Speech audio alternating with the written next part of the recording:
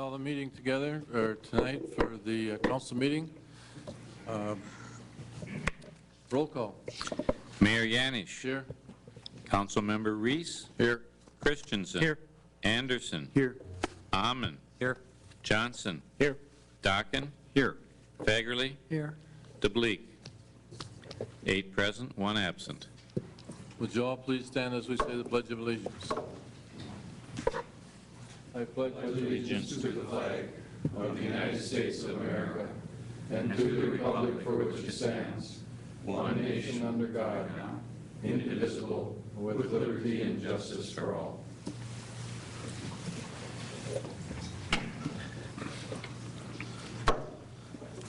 Are there any proposed additions or deletions to tonight's agenda?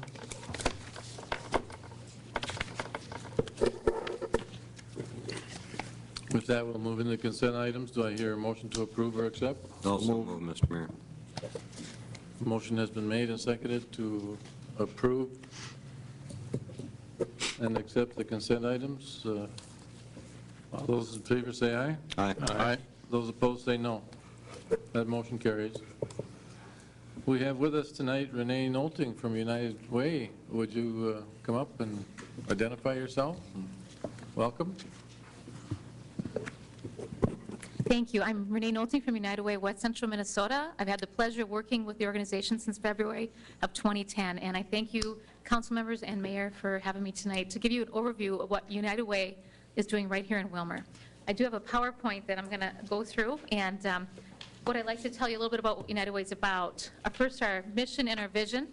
Our mission is that we are the nonprofit human service agency that works to improve lives by mobilizing the caring power of the folks of West Central Minnesota, which includes Willmar. A little bit of history. United Way expanded in 2009. Before that, it was United Way of Kansas County. And if you go back 30 years prior, it was United Way Community Chest of Willmar. But in 2009, we expanded. Not only with just Kansas County, you go as far as Benson to the north, Clara City, Maynard, Sacred Heart, all the way over to Bird Island, Litchfield, Cosmos, and Grove City. So we do have a large territory. Our vision is we want to build stronger communities, and we want to be the guiding human service agency in the area to help do that. And we do that by collaboration. Collaboration with other agencies, with other individuals and donors, but also with governments. We run a tight ship. One of the things that United Way looks at when we fund agencies is to make sure that their charitable giving and that they meet the Charity Review Council's level of administration and fundraising being below 30%. We look at that, the agencies with which we fund. We also look at ourselves. We are at 6% this past year in our 990 that was turned in for administration and 9% for fundraising. And please, if you have a question anytime, I'll slow down, get my nerves together here. Please raise your hand. I'd love to answer your questions. We focus on 4 impact areas, and I'll just kind of go through them. Education is one of our impact areas. There's 3 things about education. We want to make sure that we're preparing kids for kindergarten. Right now, the statistics are in Minnesota that 51% of our kids are not ready when they walk into kindergarten. They're not prepared. Another goal of ours is to make sure there's safe, nurturing after-school activities. And there are statistics, we'll share those details, that if your child isn't safe after school, the chances are they might be getting in trouble or doing things that are inappropriate. And the lastly is we want to make sure our kids have the resources to be successful in school. And what I've shared in front of you is a detailed sheet just for Willmar and what's happening this year just in Willmar. But the other piece is a pie graph that shows you where the dollars have gone in the previous year and giving you kind of an estimate where those numbers have been. So I'm just going to kind of briefly go through this. In education, we fund 18 programs throughout the region, but 14 of those programs directly affect the children of Willmar. And how we do that is we focus on giving funding to the school district.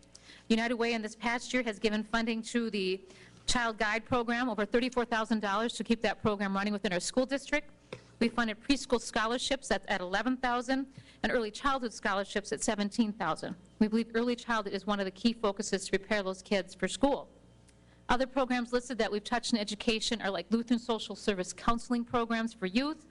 And I can share with you in the last year, that program touched 35 youth just in Willmar alone. Girl Scouts, there's 2 different programs that Girl Scouts operate in the region. One is called Troop Girl Scouting in West Central Minnesota, touching 341 girls last year, and 48 in their membership extension program. Goodwill Easter Seals, a new program to United Way, anticipates of helping 43 youth just from Willmar with their programming. Junior Achievement, new program also to United Way, and we hope that they will serve 900 people based on their estimates.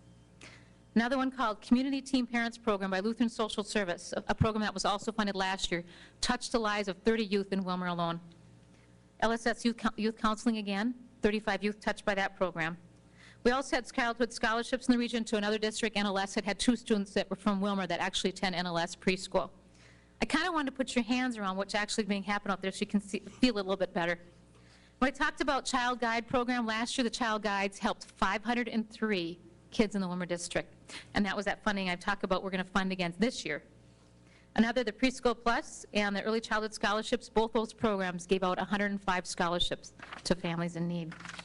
Another one we funded is the Y Mentoring Program, where 37 youth got help last year. And Youth for Christ has a program called Dangerous 20, Great Safe Nurturing After School Activity, where 680 youth were helped. That's just to give you a little snapshot of what we're doing. Also, we fund Prairie Woods Environmental Learning Education Program. Prairie Woods Environmental Learning programs are not after school, but let me tell you, they make a difference because they're teaching those kids about outdoor activities that they can experience after school. And in the Willmar district, the 2 programs, close to 2,000 kids have been touched by that programming. It's a great resource in our county. Other ways we've helped in education, as seen above, is we have the Growmobile. Our Growmobile is our RV that's been tripped out to look like a caterpillar and a butterfly, but what it does, it's mobile preschool. It comes right into those neighborhoods that sometimes other opportunities aren't there. This summer, we went into 10 locations within the region, 6 were in Willmar alone. We averaged last year about 187 kids per week attending the Growmobile. We end the program next week, and I'll have more data to share as to how many kids were touched. But I can tell you that it is the opportunity for those kids in some regions that may not have them. For example, in our part of our town, we have trailer parks where we've been there doing preschool education, and we have found that over the years, those kids are no longer preschoolers. They're elementary age kids, and we're kind of like the mobile camp that comes into their community and gives them some opportunities. One day a week, they get a book with a lesson attached to it. Another day, they'll learn craft projects related to the lesson. Another day, they'll do some physical activity. One day we run bingo, and we get donated prizes just to give them chances to do things. But it's really neat, on Fridays, those kids at the Willmar site are also getting a backpack with food for a family of 4. I have statistics from the region from our school districts, and when I talk about a backpack of food for a family of 4, that is something on the radar of United Way. There are other communities like Bold and ACGC that have already started a school backpack program on Fridays during the school year. Our summer program just touches the kids over the 3 summer months. In the region, we know that families are struggling. We know that by the free and reduced lunch schedules within the region. And I'm going to just rattle off the data I collected in January of this past year regarding free and reduced lunch. The London Spicer was at 26% of their students on free and reduced lunch. KMS, 42. ACGC, 46. McRae, 43%. RCW, Renville County West, at 47.6%. Bold at 50. Litchfield at 40%. Benson at 33, and Willmar at 53.9. I bring that to your attention as families are struggling, because sometimes in our communities we think it's all about ethnicity that could be our problem. But I say to you, it may be a piece of the problem, but when you look at a community like Bold or RCW where that mix isn't there, and they have 50% of their population on free and reduced lunch, it tells us something more at United Way, that there's something else going out there. We know the price of gas. We know that jobs have been changing over the years. We just know in all that families need a little extra help right now. So the backpack program that we do in the Willmar community has really helped kids. And I also like to say to the community, last year we ran that program, our Willmar area food shelf told us they weren't quite sure of the cost, they'll know by the end of August, because they packed food, staples. It's peanut butter, it's juice boxes, it's canned fruit and vegetables, boxed meat or canned meat or boxed meals. We didn't know what the price would be, but they came in at $1.77. You've got a wonderful food shelf. Let me tell you, don't doubt what $1 can do when you think of $1.77 for staples for a family of 4. Other things that we do in the region, we have a school supply drive, and as last year, 1,514 supplies given to the elementary schools and the middle school.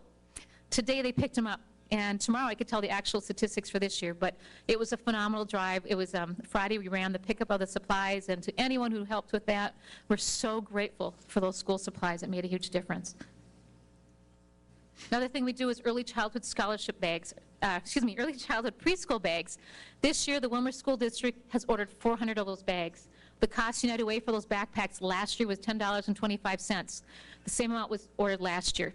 And what these are When kids in Willmar go to their preschool evaluation, they will do hearing tests and they'll do some learning ability tests. They will get this bag of resources to take home with them. And when they get home, it's learning opportunities for the parent and the child to help prepare them for kindergarten. It'll be school supplies just to get them ready, dental hygiene products, all those little pieces to put together. And this comes to every child that comes to the district. Our Imagination Library program is our reading program. This is a reading program that United Way has been vested in for many years. Right now, we have over 2,200 kids enrolled in the region. In Willmar alone, 823 preschoolers are getting books free of charge to help them get vested in reading. We promote that program through public health, through our ECFE programs, through our early childhood programs, and through word of mouth. But we are so glad to offer that. And it is a book a month until the child turns 5, and it's free of charge to the families. Each book is age appropriate. The younger books are going to be hard covers and colors and shapes, but as they get older, the kids are excited because in the mailbox will be their name and another book. And by golly, I had a parent tell me the other day they've read their book 16 times and the month isn't over yet. But it's one of those pieces that helps them get ready to develop their own little library. We also participate in early childhood initiative meetings in the region, and we are very proud to partner with the Southwest Initiative Foundation, and I'm very proud that Sarah Carlson has invited us to the table to talk about issues. Willmar's been blessed with some opportunities with early childhood recently. One is, in your Willmar library, not too far in the future, you will see a stay and play place in the library, which will be for little kids. United Way backed up a letter that the Southwest Initiative Program wrote, and they got a grant from the Children's Museum of $20,000. Once we have the additional $20,000 match dollars, this play and stay will be in the library. It'll focus on the things that made Willmar what it is today, the railroad industry, the turkey industry, and other great parts of the community. Another rollout that's happening with ECI is when the race for the top money came to Minnesota, being blessed as one of the states to get that, another portion is going to be rolled out this direction, and United Way is helping to get providers certified so they can receive money from the state for scholarships. Any questions on education before I go to the next category? I'm slowing down, I'm sorry. Okay. Our next area is basic needs. We want to make sure everyone has what they need to survive. The basic needs of food, clothing, and shelter. Your Willmar Food Shelf can tell you, and you probably have already talked to them, but there's some amazing statistics of how many people they're serving right now, and that's one of our funded agencies. In total, we have 12 funded agencies. I'm going to go from last year's statistics so I can bring it home a little bit. The Cardinal Room is an emergency shelter program from Heartland. It's brand new to United Way. This is the first year they've gotten funding from us. Community Care Pantry, which is literally in the Newland and Spicer area, but has served 21 people. I'd like to share, I know these numbers because when agencies apply for funding, they have to give us demographics, and one is zip code. So when I say this, these are specific to 56201 zip code. Another one is Heartland's helping people get there. I love speaking about that program. In Willmar alone last year, 9 people got a car. That may not seem like a lot, but they can tell you statistics from Heartland that over 75% of those people that get a car are no longer on social services. They're independent on their own because a vehicle was the obstacle that kept them from holding a job. The Link, 10 folks from Willmar touched their program last year. Western Minnesota Legal Services served 559 folks from Willmar alone. And the Willmar Area Food Shelf, 3,078 individuals that were getting funding through United Way. These are just one of the ways that we serve our basic needs. Another is gift in kind. If we have people in the region that have suffered a home tragedy, whether it be a fire, tornado, a basement flooding, maybe they're relocating, they're in domestic abuse, and they flew in the middle of the night, and they cannot go back to their home to get their belongings. Or maybe they're a teen parent or a teenager who's been homeless because they've been kicked out of their home. We have resources to get them on their feet. We were blessed about the time I started with United Way that a partnership developed with the Home to Home Church in Willmar. And through that, Home to Home pulled together United Way, other great service agencies like LSS, Heartland Community Action, Salvation Army, Woodland Centers, got them all together to discuss, wouldn't it be nice when a person's in need to have all that product under one roof? Because in the past, if a youth was homeless, they would be calling Heartland for a couch, or maybe Salvation Army had tables and chairs. Well, Home to Home collects all them and have it under one roof, and they invited United Way's Gift in Kind program, which used to be at the food shelf, to be under the same roof. So when a person gets that bed from Home to Home, United Way is able to get them the bedding and the sheets to go with them. I am currently collecting data on that as of January of this year. I can tell you that to date we've had over 437 individuals get product, which is about 130 households. And I will tell you also that the majority of those folks that are being serviced are from the Willmar area. Recently we had a family who had a fire in Voss Park. it tells you how we can touch people. Last year, we had a family from Blumkist that had a fire. We were able to get them product. We had a woman in Clara City whose house exploded, able to help her, but just some examples for you. Again, I mentioned the summer weekend backpacks. Last year, we had 88 was the average that we got. This year, we're serving 125 in the Willmar area, so I'll know the total on that coming soon. Basic needs continue. Some other things that we do is that we give smaller grants through a community investment council. When I talked about funded agencies, those are ones that apply for more than $5,000. These ones here under the small grants through a community investment council are those that are requesting less than $5,000. And your United Way this year touched the lives of people through a restorative justice program. That is now through the county. We gave the second graders bicycle helmets through the TBI group. We gave money to Junior Achievement to get rolling in the school districts this year. The Salvation Army Mobile Outreach Program, those are the meals that they get after they attend the Go-Mobile in the summer months. We also have a program called HAWK, Healthy Active Willmar Kids, just to give some examples of the funding that we've done there. And also we have a week of action, which is happening right now. I had the pleasure of seeing some of the work done in Litchfield today. They're working in the library, but we have many projects in the Willmar area that I'll know more details about as the week goes on that are being planned by our office. And if you're welcome, we have a picnic for our volunteers set at the Stingers Park at noon on Thursday to celebrate that event. Under health, we want to make sure that people have the resources they need to stay independent and healthy in their home. And secondly, we want to prevent chronic disease and really support good nutrition and good health initiatives. How we're doing that this year. We have 12 agencies in the region that we're funding. 10 of them will touch Willmar. And I'm just going to speak on some data from last year. ARC has a program called Community Partnership Collaborative, which helps those folks with disabilities, and we had 710 people touched by United Way programming. Gillette's Children's Healthcare. That is a specialty clinic that goes to the Rice Hospital. Last year, 49 children and families were able to have help and not have to leave the community to go to the metro to have services that came to them here. LSS had a caregiver support program that didn't receive funding last year but is being funded this year. Senior Nutrition touched 189 seniors last year. Rife's Grief Center helped 95 people in Willmar last year. Here's one that really speaks to me, is dentistry. If you don't know a lot about Medicare and dental services, that's a piece getting missed for a lot of our population. We have a Rice Pediatric Dental Program that is doing phenomenal work. It's a fee-based program where people that may not get dental services can get it for a very reduced fee. 1,699 participants last year got dental services through that program. Willmar Meals on Wheels touched 267 people. And many of you may recognize me better with the hairnet on, but for 19 years I came to this council for funding, and then I went to Lutheran Social Services after that. I will still say one year of Meals on Wheels is still cheaper than one hospital stay for someone who's elderly when you get them good nutrition. Other programs that we have funded through West Central Industries is a friend-to-friend program. I had the pleasure of seeing their skits, not this year, but the year before, not too long after Lennon Spicer had a tragedy. That program is free of charge to school districts, and last year it saw 99 middle schoolers. What it did is a skit, and it comes and gives a message to kids about bullying, about eating disorders, about suicide, all those things that kids struggle with at that age, and it's free of charge to the districts. And I'm excited as a parent to know there's another method out there getting a message that I desperately want our kids to hear.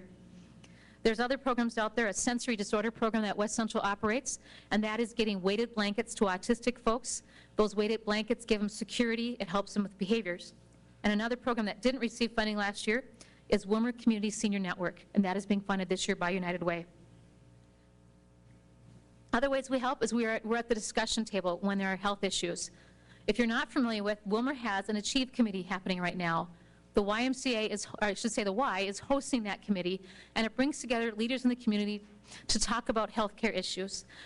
There's 3 separate entities of that. There's a workforce entity, a community, and also an education entity. I'm very concerned about our community. If you look at some of the statistics out there, look at the Minnesota health scores. And I can tell you for every healthcare facility region in the last 4 years, the number of people being seen by our local clinics has risen by 20 to 30% in diabetes alone. United Way is excited to be at the table. Achieve is being funded by the Center for Disease Control, and I believe confidently that in the months ahead you'll hear more about that committee. We're also concerned about income. I shared those statistics about free and reduced lunch. That's one of our indicators that best tells us our families are struggling. Since I've left senior nutrition and I'm not familiar with the elderly, and I really would like to get in touch to see what are those statistics, but right now I just know our education systems. We fund right now 2 agencies in that category. The first one is James House Step for Living, and that is a chemical dependency program that helps folks that have kind of slipped through the cracks. Last year, 50 individuals from Willmar alone got help from the James House. And the other one is LSS Financial Counseling, helping families manage budgets to get a hold of their financial situation. 161 Willmar residents were touched by that program last year. Another way United Way helps is that we promote programs like the SNAP program, which used to be, they changed the name of food stamps about 3 times, but now it's called SNAP. It's called Supplemental Nutrition Assistance Program, and we have information about tax services available for folks who have trouble finding help with that. I wanted you to see how United Way has touched your community. I'm also been blessed to work in this community for, well, I guess I could say my adult life, and I'm very thankful for that. United Way works hard to raise dollars, and sometimes agencies don't get funded one year, they get funded the next, and I'll get a little more details on that. Last year, our goal was $923,000. Yes, we didn't raise our goal. We got $866,000, as you can see, dollars up there. But United Way has been frugal with the dollars that we have received. We've done changes with our office structure. We don't have as many full-time people as we used to. And also our large agency funding, which I talked about, those larger agencies that get $5,000, the recommendations from the panels of folks just like yourselves came under the gun, so we were able to manage that better. Just want to give you an indicator at the bottom. In-house businesses and payroll deduction came to $527,000 in the region. That is phenomenal. These are hardworking folks. The rest of our donations come from individuals that may be retired and want to give outside the workplace, or it's grants, or it's special events. So we're so grateful for it, however people have just chosen to give it in the region. This is how we impacted lives last year throughout the whole region. As you can see, last year, education was one of our main categories, but our data has shown that actually it's 12,602 people. That this is a small number, and I know for a fact that this number is larger, but these are the things that I can get that are measurable. We have a lot of agencies, for example, that bike helmets. I have no idea how many kids got touched by that. I didn't get that data. But these numbers come from the statistics we're taking from the demographics from applications, but over 12,000 lives touched by United Way. Any questions? You're all just staring at me. Yes, sir. Well, the 12,000 population in the city limits of the city of Willmar? In the city of Willmar alone. Or with Willmar? No, this is just Willmar alone. These are people that have been touched by United Way programming. Now, here's the interesting data that I collected. I've been doing pie charts like I shared with you for Willmar. There's some smaller communities in our region that literally the people served by United Way is larger than the population, which shows me some folks are choosing to go into those smaller communities where housing might be cheaper, but they're probably needing more than one service. If they're getting help from the food shelf, there's a chance they might need help with housing assistance or some other detail. So that's why I think those numbers are so large compared to the population. We've seen an increase in requests. I began in February of 2010. When I began, at that point, United Way funding of our full budget, that $923,000, about half of our budget is designated for large agency funding over $5,000. Our first year out of the gates, first year, that $520,000 requested, we had $410,000 set aside to help folks. Community members who made those decisions made a $110,000 tough decision.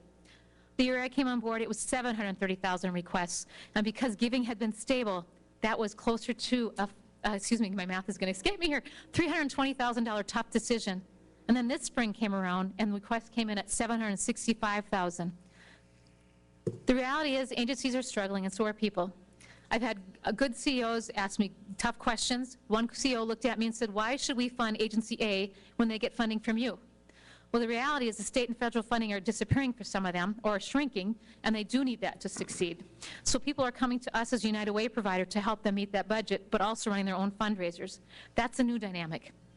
The other piece is that when we fund agencies, this year we're funding 44 agencies in the region, 44 good agencies. I asked a question on the application to everyone who applied, do you use United Way funding for leverage? And 25 of those 44 agencies indicated that yes, they do.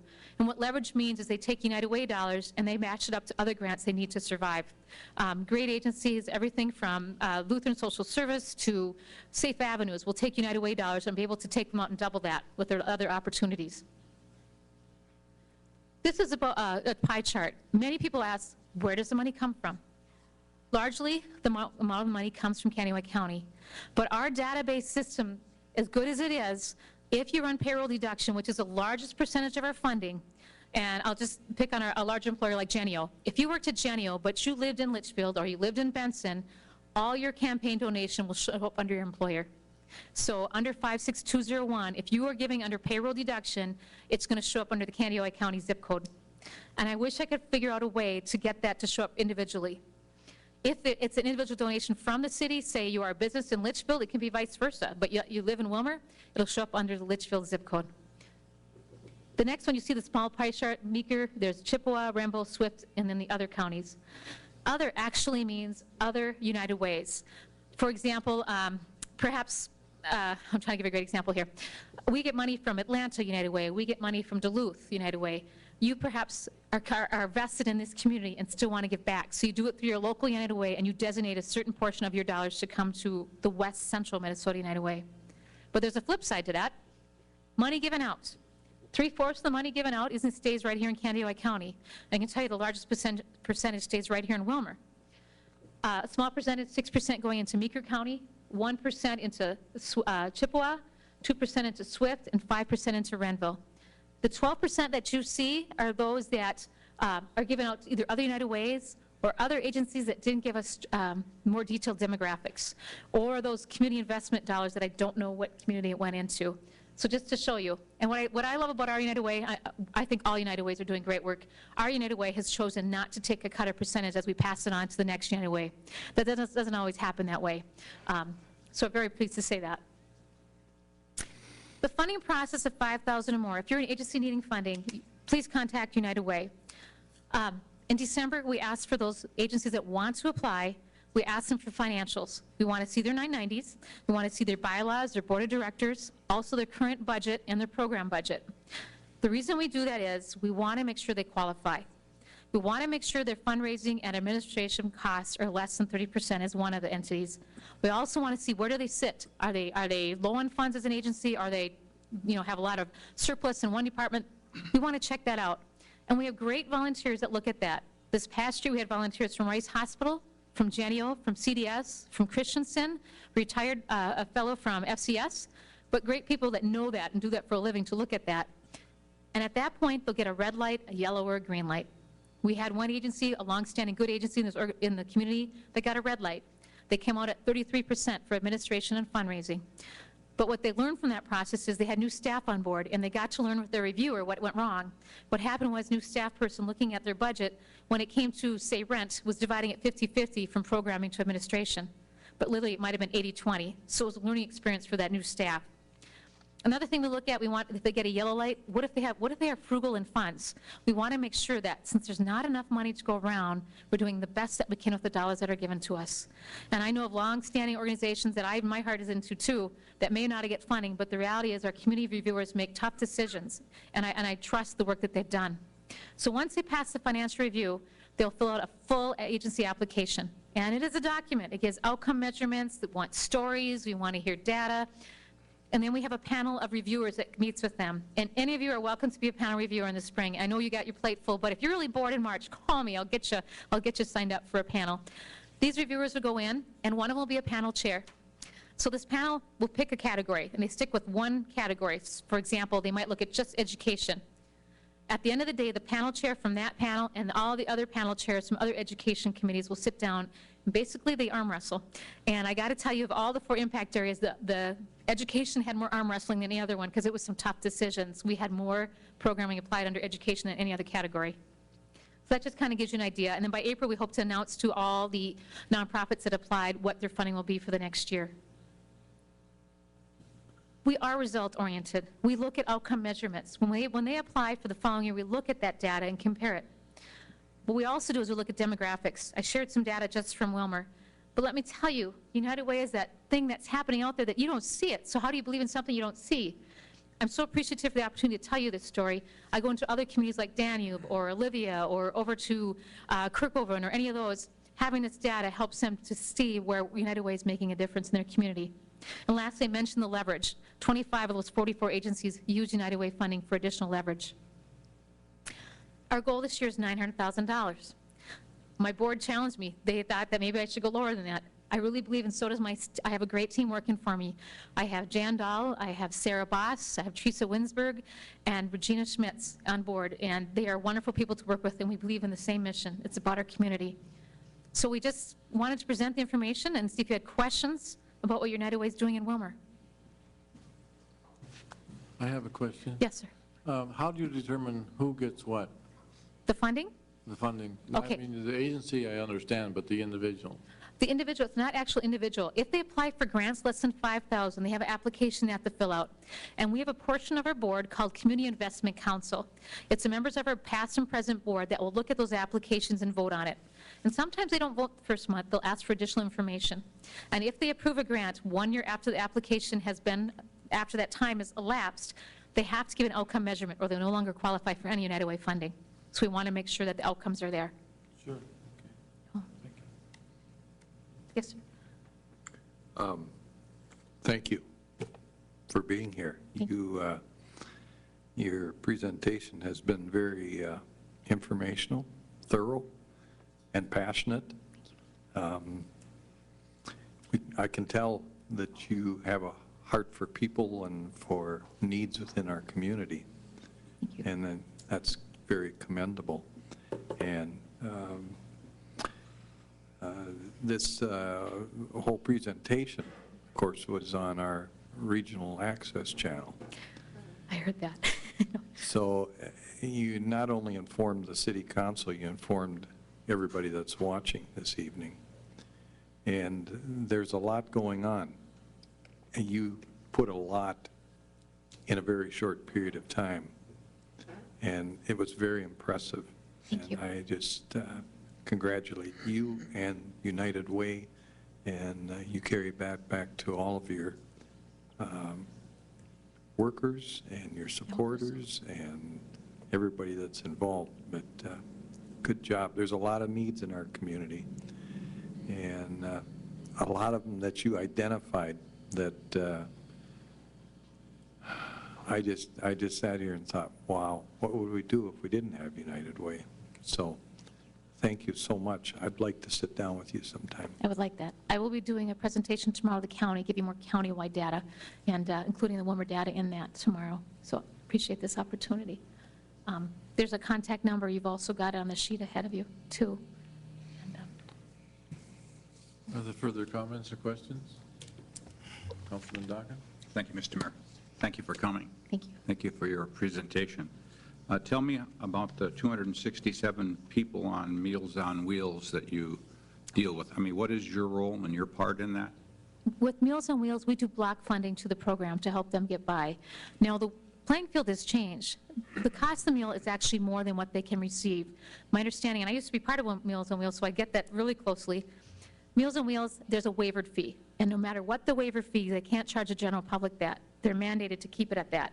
When I left United West Central Industries, I think the waiver rate was around 5-something, and forgive me, it's probably changed in 3 years or 4 years since I've left there. But they need the difference after that. That's what they're requesting the funding for.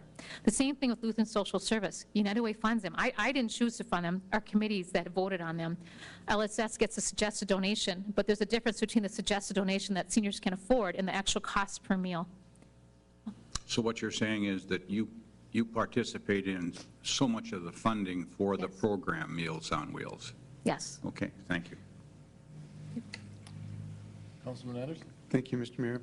Thanks, Renee, for being here. We really appreciate that. And I don't have a question, it's just a comment. I mean, what would we do without the United Way? Think of all these different agencies that might come knocking on our own personal doors and all have their stories to tell. And you folks kind of figure all that out for us through your volunteers. And I just want to say thanks. It's a great program. And my staff work for the community. We don't work for a corporate. We work for you. So that's really, your feedback over time is very important to all of us. So at any time, please contact us. And sometimes what the immediate needs are today will be different tomorrow. Someone from the Community Foundation said that foundations are the savings account for the future. United Way is a checking account for immediate needs. Oh. Further comments or questions? Councilman Christensen? Thank you, Mr. Mayor, and thank you, Renee, for a lot of information. Man, we receive a lot of information as a council. It could be information overload. You deal with 44 agencies, you said, last year. That's quite a few people to deal with, and you must be pretty lucky to have a good board. We do have a great board. Ken Skolgan is now the chair of our board. Okay. A couple of questions. You'd mentioned early on that 51% of the kids in Willmar are not prepared for kindergarten. What does that mean, that they're not prepared for kindergarten? What does it mean? That means they're not age proficient, where they're not familiar with their letters or how to spell their name as they walk into kindergarten. They haven't been exposed to reading at all. Now, you would think that you probably think that we should rely on our education system to learn in that, but it really is up to the parents to get that ball rolling. It's preschool opportunities, it's daycare opportunities, that mind is learning so much in those early years. That's why it's so crucial to get them exposed to letters so they can walk into that door and be a huge help to those teachers. So they're not focusing all their time on those who aren't letter proficient by that age. We had a presentation not long ago by our EDC director, Mr. Steve Rehnquist, and he always comes to us with a lot of good information. I mean, our community, our county is doing better than the majority of counties in Minnesota. But you mentioned also that 53.9% of our schools, the children are receiving free lunch. How do you get to that status of free lunch? How is it? How does it determine? And what does that say about our community? I mean, Actually, it's free or reduced. So they might be free or they might be reduced fee scale. Our school districts, in fact, right now, all our school districts throughout the nation are taking free and reduced lunch application. It's based on income level. Forgive me, I don't know the exact data, but if you pulled up maybe Willmar Schools database, it'll tell you if your family makes this income for a household of 4, you qualify. But it does say, and literally in our elementary school, 60%, it's the district-wide that averages out to 53%. That tells us that the families are struggling. It is a concern. If you think of 10 people and 6 kids out of 10 in our elementary are having some difficulties with finances. I'm trying to figure out what that says about our community. I mean, our unemployment rate in Kennewick County is quite low compared to the rest of the state and the nation. And to have 53.9% on free reduced lunch, I'm kind of a little confused on that. Also, with the number of people that were served in Willmar last year, you said 12,000 in Willmar alone? Yes, 12,000 people, 12,602 people last year got touched by United Way programming. If it's education, maybe they're touched by Imagination Library, and maybe they're getting a preschool scholarship. That I don't know. But that's the total that the region comes up with.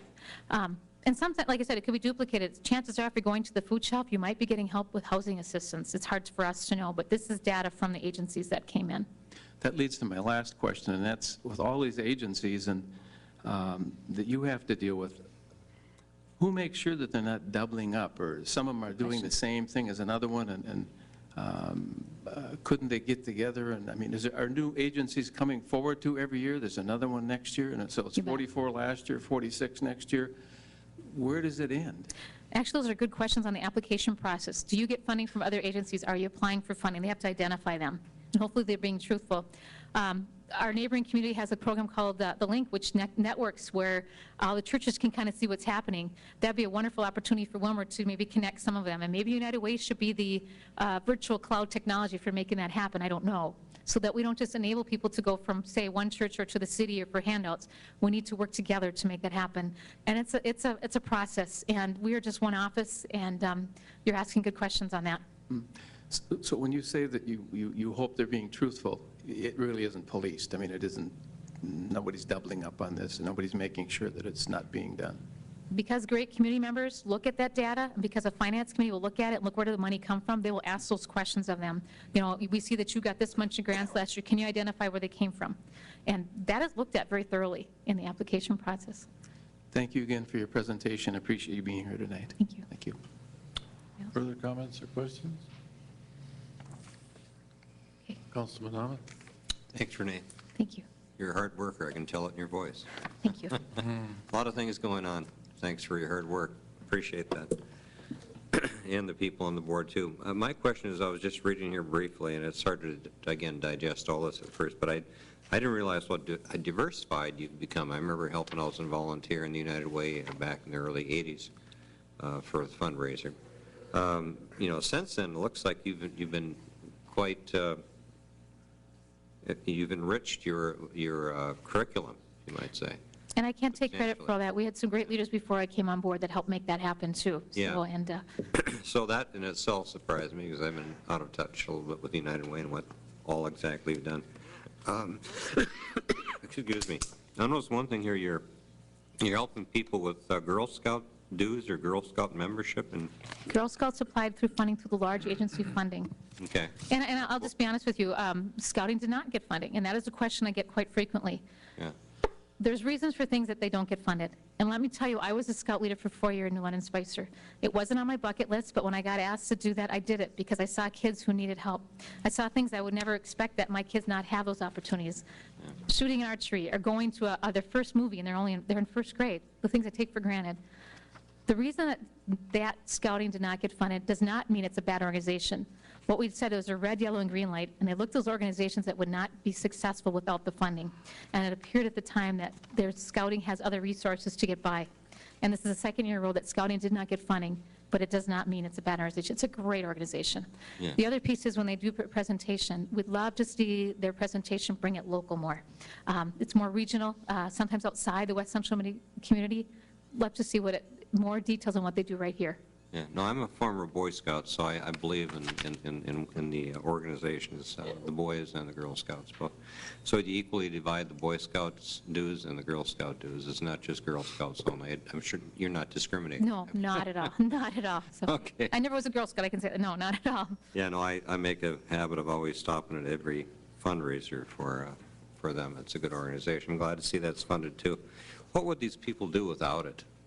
That is a good question. Some of them may not exist. I look at some of the organizations, they would be writing more grants, they'd be knocking on your door more often. Reality is we live in a community that we do get fundraisers, they're right and left. I just left, someone in Litchfield was showing me the stack of tickets to fundraisers, and United Way is just slowly getting their presence understood in Litchfield area. The reality is with state and federal cuts in funding, there's some of those agencies that didn't rely on a donation through a fundraiser. Now they're having to go to that level. But United Way helps them be successful to continue. And again, that leverage is a huge piece to a lot of them that helps them. What do you do for, I know there's agencies, my sister works for Head Start, she has been for many years in northern Minnesota, and they help out with early childhood development. They do a lot with education, and I understand you're doing that also. At what point in time do you ever think as a board you're making people too dependent? Very good question. I don't want to enable people. That's why I love telling the story about Heartland people, helping people get there from Heartland. Mm-hmm. You know, what United Way does not want to be a Band-Aid. We want to be a catalytic for change. We'd love to see those people that we're helping turn around and volunteer and help us, and that we're continuing to ask those questions of them. Those people that are finally on their feet again, you know, they might be at a company presentation that we're at another business. We hope they're coming back to us. Does that make sense? In short, thank you. It's hard to force people to give. It has to come from their heart. Yeah, it does. Thank you.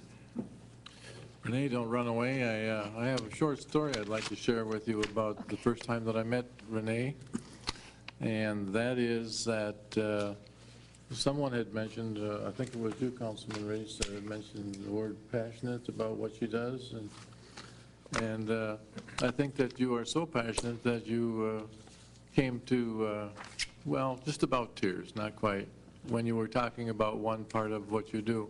And I thank you for everything that you do. Thank you. And I'm sure that everyone here thanks you for everything that you do. Thank you for coming in and I explaining. appreciate your time, and I hope you get out before midnight. Thank you. Thank you. Okay.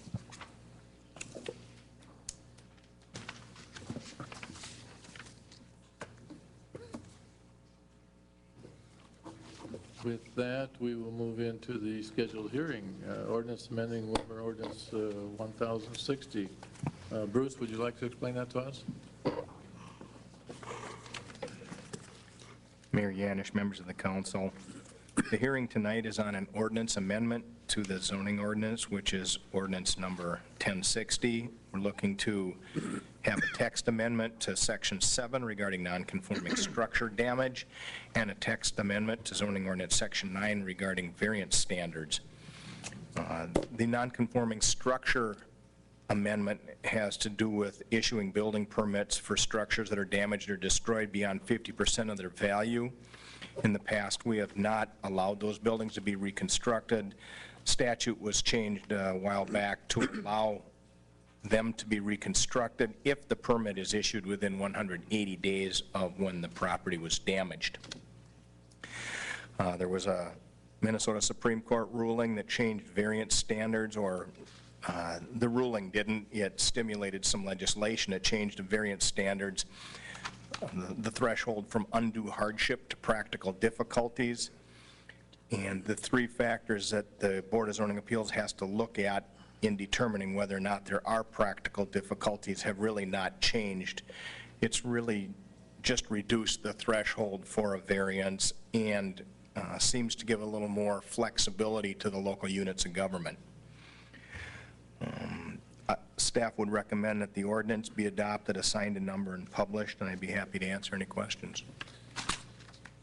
Did I open the hearing? Not yet? I apologize. I must open the hearing.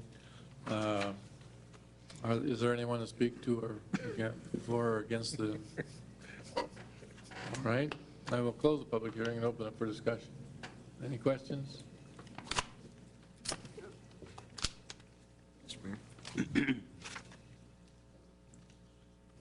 Go ahead, Councilman Ahmed. Thank you, Mr. Mayor. Bruce, you talk about at the current time, or the records of the assessor at the time of damage. So the extent of damage is 50% of the value based on what the assessor has appraised at the current time. In homes, in a lot of cases, the appraised value is lower, although we're supposed to be within 98 to 103% of current market value, but which isn't always the case. How do you determine that? And then also, what will we do in a case of historic buildings that burnt down, or churches that don't want to relocate, and some historical buildings, a lot of the old buildings we have downtown, if they burn, we're saying half the value in 180 days, and after that, it's going to have to be demolished? That's the way the statute reads. I think there's probably some common sense that has to enter into the application of that statute and that language. We know that it's a lot more difficult to deal with a large commercial or institutional structure than it is to deal with a residential structure. So we've not encountered that, but if we did, we would just use common sense. We're not going to say, okay, it's 181 days, you have to tear it down. Okay. That doesn't serve anyone's purpose. So approximately 6 months time frame. Yeah.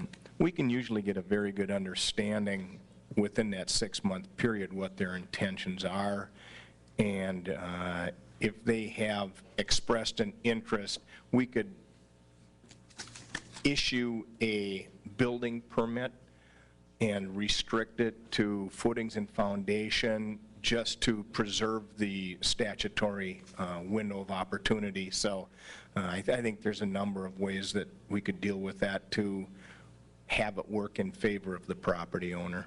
Okay. That was my concern. Thanks, Bruce. Yeah. Councilman Christensen, did you have a question? I was just going to move that we go along with staff's recommendation and adopt the ordinance, assign it a number, and publish it. Second. Motion has been made and seconded to adopt the ordinance, assign a number, and publish it. Discussion? Is there any further discussion? Roll call. Councilmember Reese. Aye. Christensen. Aye. Anderson. Aye. Almond. Aye. Johnson. Aye. Dockin. Aye. Fagerly. Aye. 7 ayes, 0 nays. And that motion carries. Thank you, Bruce.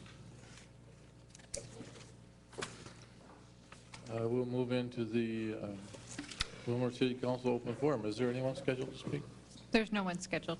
No one scheduled. Okay, we'll move into the Finance Committee report for August 13th, 2012. Councilman Anderson. Thank you, Mr. Mayor. The first item on our agenda was the mayor's proposed budget, and we'll be taking that for information.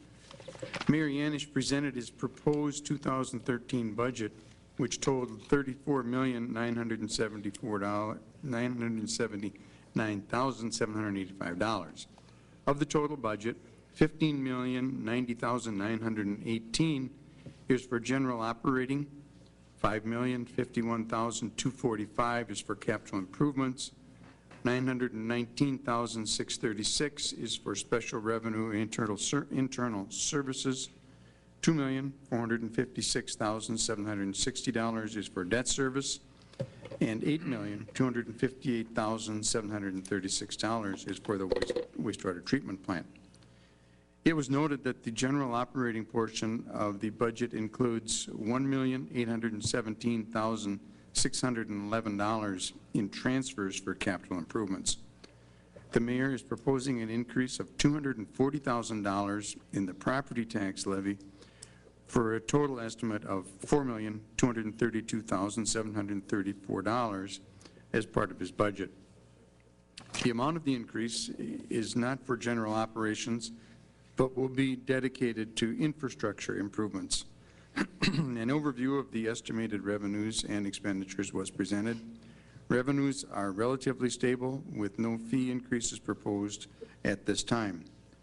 Changes in budgeted expenditures include personnel costs, increases in the mayor and council salaries, reinstating the government relations contract, increased funding for CAT and the library, reductions in overtime for public works and police, in seasonal employees, in tree planting, and in community partner funds, and transfer of funds from general operating to the capital improvement program. Our committee will review the proposed 2013 budget over the next several meetings prior to the public hearing to be held in December 2012. It was noted that any council pay increases may only be instituted by ordinance, and that ordinance must be adopted prior to the general election in November 2012. Councilmember Dockin requested a discussion of the city's investment portfolio. This whole matter was for information only, and we will be spending a great amount of time on this in the weeks to come, and we will have a couple of work sessions so we can have the whole council involved. The second item was a police department budget request. Staff presented a request to reallocate funds in the 2012 police department budget from full-time salaries and part-time salaries to small tools. And this would be in the amount of $55,000, and that's for the purchase of bulletproof vests and rifles. Equipment purchases have been deferred for some years to reduce budgetary costs, and that had been requested by us. An opportunity exists to replace some of the equipment needed to protect the safety of the officers. The current bulletproof vests for the SWAT team are now 2 years beyond the manufacturer's warranty. The existing rifles are also in need of replacement. The salary savings from the 2 employee vacancies would allow for the reallocation of funds and the purchase of the needed vests and rifles without negatively impacting the approved 2012 Police Department budget. Following discussion, there was a motion made, seconded, and passed, and I would introduce a resolution amending the 2012 Police Department budget by reallocating $55,000 from full-time and part-time salaries to small tools, and that's for the purchase of bulletproof vests and rifles. Second. A motion has been made and seconded to introduce the resolution amending the 2012 Police Department budget by reallocating $55,000 from full-time and part-time salaries to small tools for the purchase of bulletproof vests and rifles. Is there any discussion? Councilman Ahmed. Question. I believe in the bulletproof vests 100%. I think for the safety of our officers, I think it's a mandatory, it's in our obligation as employers to make sure that they're protected adequately. My question briefly is just on the rifles and the equipment. Could you just give me a brief explanation what they do, or what happens to existing guns, or if they're traded in, or are they kept in arsenal, or what? Actually, the rifles we have now are not our rifles. They belong to the United States government. We acquired them in 1993. They were used military rifles from the Vietnam War.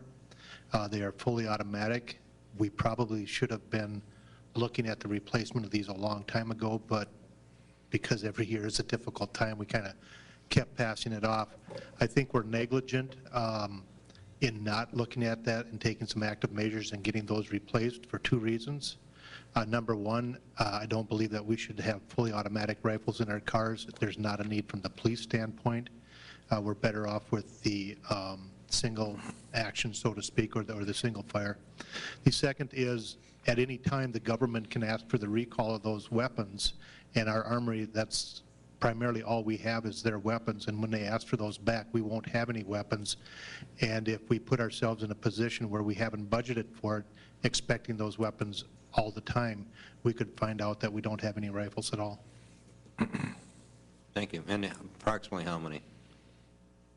We would have to replace, we have 18 from the military right now, and then we have some older ones, and we're phasing out our shotguns. So total overall, we're probably going to replace right around 26. All right, thank you very much. Further discussion?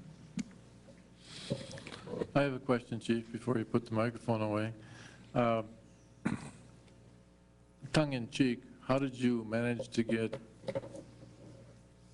exactly the same amount in tools as you had in unused help?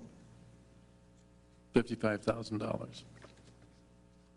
I'm not sure if I follow the question, but I do know how much we saved in not hiring officers that we had budgeted for and then not replacing Dell right away. We've actually saved more than what I'm requesting. This is what I would need to complete at least this project that I'd like to finish up. Okay. The request is to transfer only that necessary for the equipment. Correct. Okay, and then the rest goes where? The rest would remain in the salary line item, and it would, and at this point, it would appear to be unspent because those officer positions are vacant.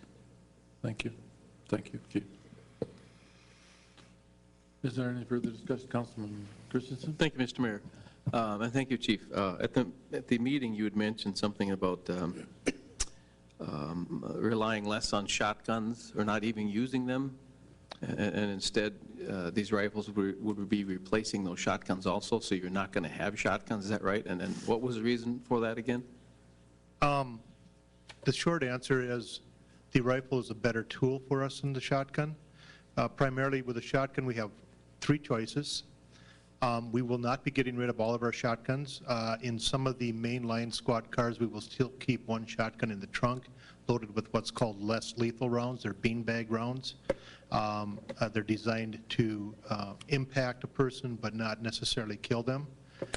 But other than that, the shotguns, we can only use double-aught buck, which is 9 pellets, each pellet being, one of those 9 being the same size as a .38 caliber bullet. And that, when you shoot it, has a much wider spread, which endangers other people. The other option we have is a rifled slug. And again, the punch through power through walls or through other objects with that slug presents a problem to other people if that round was used in, say, a hostage situation or in entry. Our officers have spent a considerable amount of time since 1993 when we first acquired these weapons in training and practicing with them, and they've become quite proficient. So the rifle is actually a better tool in their hands because it has a higher magazine capacity, it has rifled sights versus the bead, and you're not throwing as much lead randomly out there. You're more focused on your target with your rifle than you would be with a shotgun and double-aught buck. Thank you. Could I ask you what caliber these rifles will be also? .223. 223s? Okay. Thank you.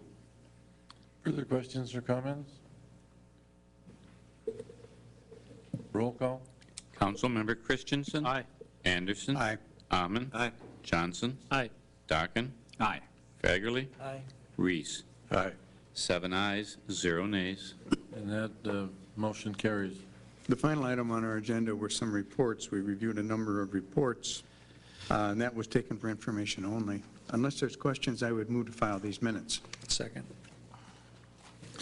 Motion has been made and seconded to file the minutes of the Finance Committee report for August 13th, 2012. Is there any discussion? All those in favor say aye. Aye. Those opposed say no. That motion carries. The Community Development Report for August 15th. Councilman Dockin, would you share that with us? Thank you, Mr. Mayor. We discussed 6 items. There were no public comments. Item 2 is the airport land release, and it's indicated that it is a motion, but I would ask our city administrator after I read the narrative to explain why we're taking it just for information only. Staff provided an update on the Phase 2 land release. It was noted that all documents have been submitted to the FAA. Staff is completing the third submittal of the National Register application for the terminal building and site. The third draft contains an expanded narrative and bibliography, as well as several new photographs and maps to satisfy the Department of Interior and SHPO requirements. It is anticipated that Phase 2 release should be obtained within the next 30 days or less. The second part of this is that Pat Curry and Steve Nedrolo from the Airport Commission were present to discuss the issues at the new airport relative to the crosswind runway. We did make a motion by Councilman Anderson, or Hammond, seconded by Councilmember Johnson, and passed to refer this to the Finance Committee. But I'd ask our city administrator to explain this. Yes, the Crosswind Grass Runway project is a 2012 project. It was recently bid as part of the airport crack ceiling, and that those bids and results of that will be discussed as part of the Public Works Public Safety Committee. It's not necessary to act upon it as a 2013 project because it is scheduled for a 2012 project, and it's currently in process. Okay. Do we have a motion? Or do we- No motion. No motion? No motion. No motion needed? We're just taking it for information. Okay. Item 3 is Green Step Cities update, again for information only. Andrew Buer, coordinator for the Willmar Green Step Cities program, presented an update on program activity. The city has been designated a Step 1 Green Step City. Marianish and the city were recognized at the League of Minnesota Cities Conference in June.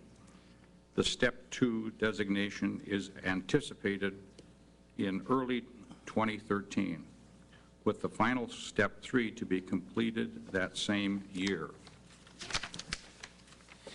Item number 4 was animal ordinance, and again, this was for information only. Staff distributed copies of a memo from the city attorney that offered an analysis of options regarding the draft animal ordinance.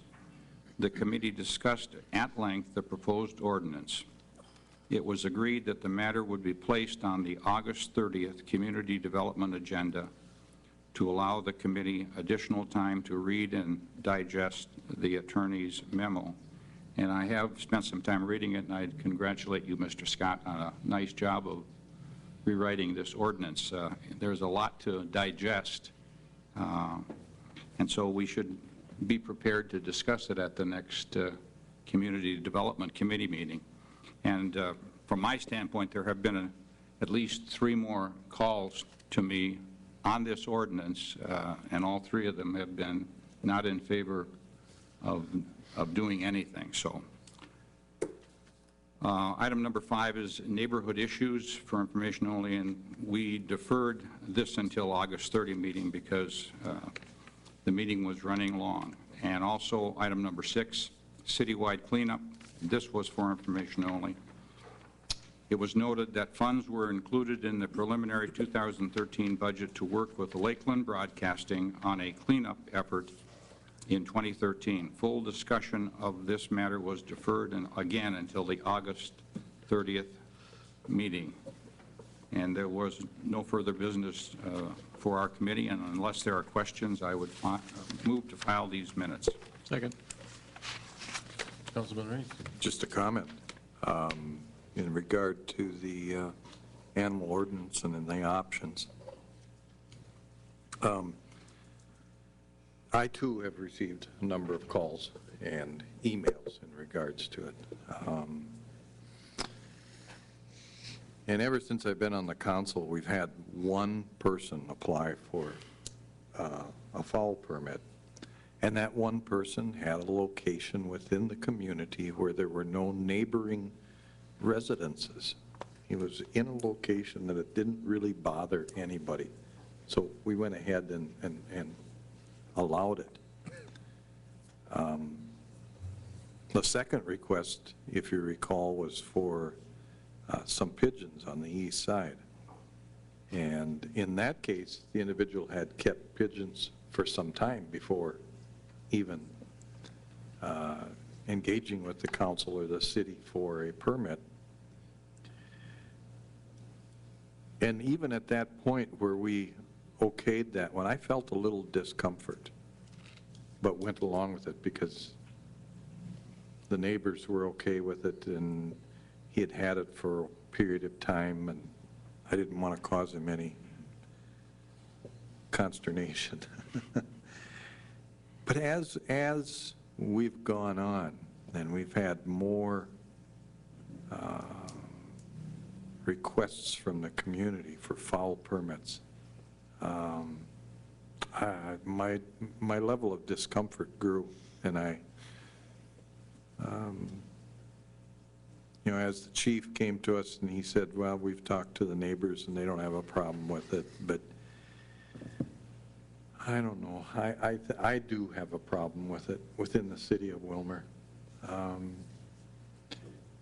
And our current ordinance, as pointed out in the memorandum from Mr. Scott and Mr. Hood, our current ordinance says that if the permit is granted by the city for the keeping of fowl or animals within the city, that's the pleasure of or at the discretion of the council until further order of the council.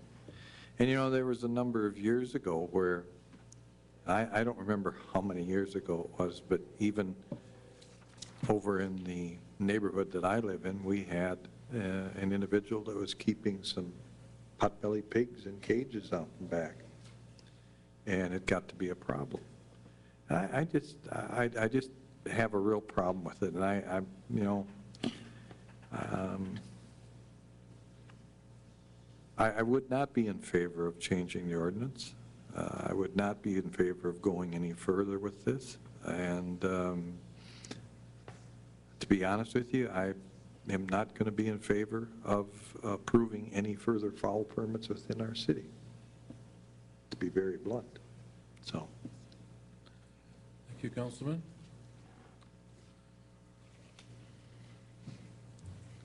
Mr. Mayor.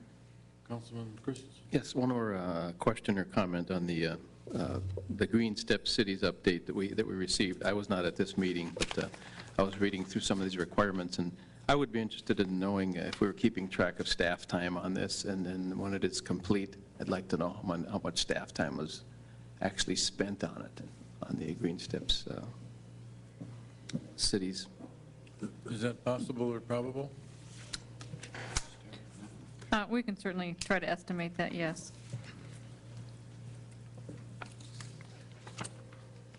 Councilman Lamont. One final question.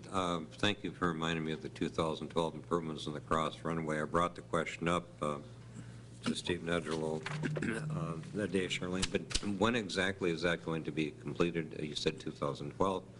Is that going to be later this fall, the improvements? Well, the project was put out to bid, and the bids were just received, and those bids are being, there was one bid, I would say, was received, and so that the engineering, Bolton and Mink, is bringing a recommendation to Public Works, Public Safety next week for discussion. Okay. But the project was planned for 2012, and that was discussed with the airport commission earlier this year. Okay. All right. They didn't know what was taking place. Thank you very much. Appreciate it. We have to make a motion for the Community Development Report to file the minutes of the Community Development Report for August 16, 2012. I did make that motion, Mr. Mayor. Okay, has it been seconded? Okay, it has been seconded. We've had the discussion, or is there any further discussion? All those in favor say aye. Aye. Aye. Those opposed say no. That motion carries. Kevin, would you like to speak to us about the consideration of special assessments hearing for unpaid weed and grass mowing? Mayor Yanish, members of the council, you have before you a list of parcels, owners' names, and addresses of properties that had their weeds or grass cut by the city or its agent from August 1st, 2011 through July 31st, 2012. They were subsequently billed for those services, and the invoices are unpaid. Pursuant to our code, we are allowed to hold hearings on the matter, offering them an opportunity to testify of why they're not both mowing their lawn or paying the city for its mowing. And after that, potential of assessing those against the property for collection in the next year. It is staff's recommendation that we set a hearing on September 4th. That be the day you change your meeting to, and hold it at 7:04, notifying all the people tomorrow of that pending hearing. So moved. Second. The motion has been made and seconded to set the hearing for September 4th, if that be the date. Is there any discussion? All those in favor say aye. Aye. Those opposed say no. Kevin, would you read the second one to us, please? Again, we follow up with a different code, Chapter 9, Article 1, whereby the city or its agents removed garbage from various properties. The 2 parcels and the addresses are listed there. They have had the garbage removed, cost determined, and invoices sent, and they also remain unpaid. Pursuant to that code, we have the opportunity to submit notice to them, hold a hearing, consider their objections, and offer special assessments for collections of those costs in the next ensuing year. Also, it is staff's recommendation to hold that hearing at 7:05 on September 4th. So moved. Second. The motion has been made and seconded to set the hearing for September 4th at 7:05 for the unpaid garbage removal. Is there any discussion?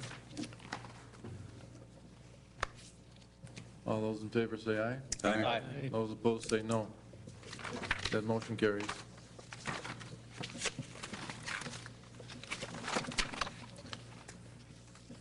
We need to reschedule the September 3rd meeting to September 4th, being that September 3rd is on Labor Day.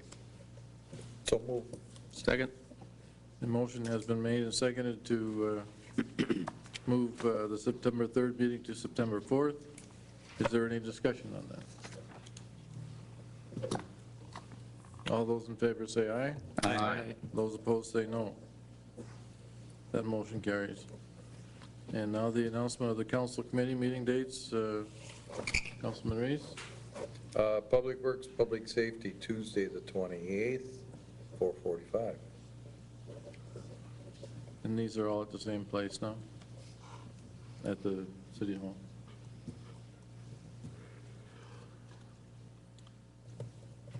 And Councilman Anderson, Finance? Finance will meet Monday, the 27th at 4:45.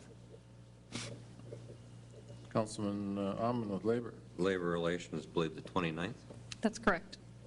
4:45. And Councilman Dockett? Community Development will meet August 30th at 4:45, Conference Room Number 1, City Office Building.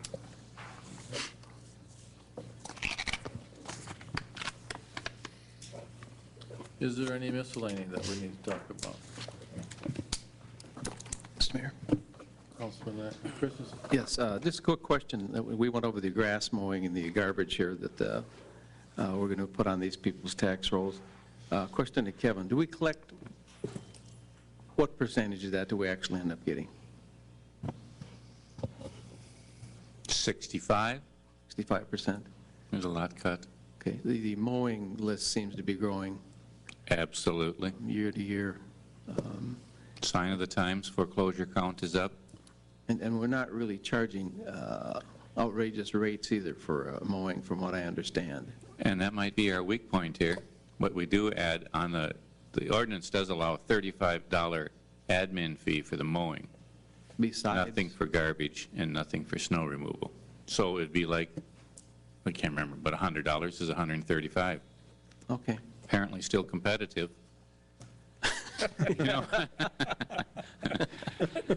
They'd rather just have us do it. That's a good note. Thank you. Easy. I'll move to adjourn. We do good work. Second. Motion has been made and seconded to adjourn. We are adjourned.